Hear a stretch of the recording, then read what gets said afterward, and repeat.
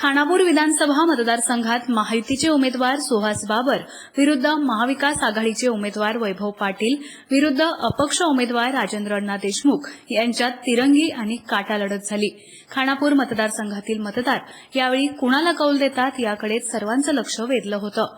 मात्र महायुतीचे उमेदवार सुहास बाबर विरुद्ध महाविकास आघाडीचे उमेदवार वैभव पाटील यांच्यातच झालेल्या लक्षवेधी दुरंगी लढतीत खानापूर मतदारसंघातील जनतेनं मात्र कौल सुहास बाबर यांच्या बाजूने दिल्याचं निकालातून स्पष्ट झालं।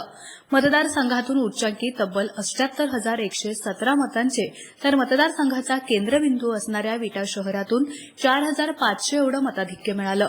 ही बाब सुहास बाबर यांच्या विजयात नोंद घेण्यासारखी ठरली आहे।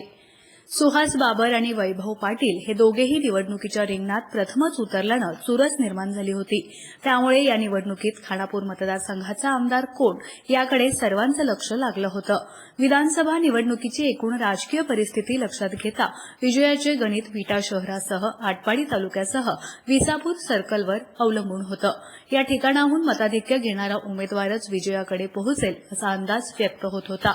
अनेक नेते महायुतीचे उमेदवार सुहास बाबर यांच्या पाठीशी होते।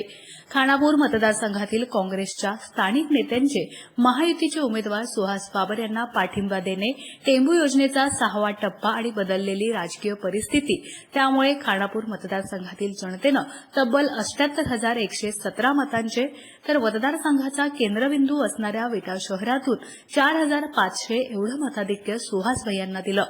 सांगली जिल्ह्यातील हा एकमेव खानापूर विधानसभा मतदारसंघ हा महायुतीतील शिवसेना शिंदे गटाच्या वाट्याला असून सन 2014 आणि 2019 असे सलग 2 वेळा आमदार अनिलभाऊ बाबर यांच्या मतांनी निवडून आले होते।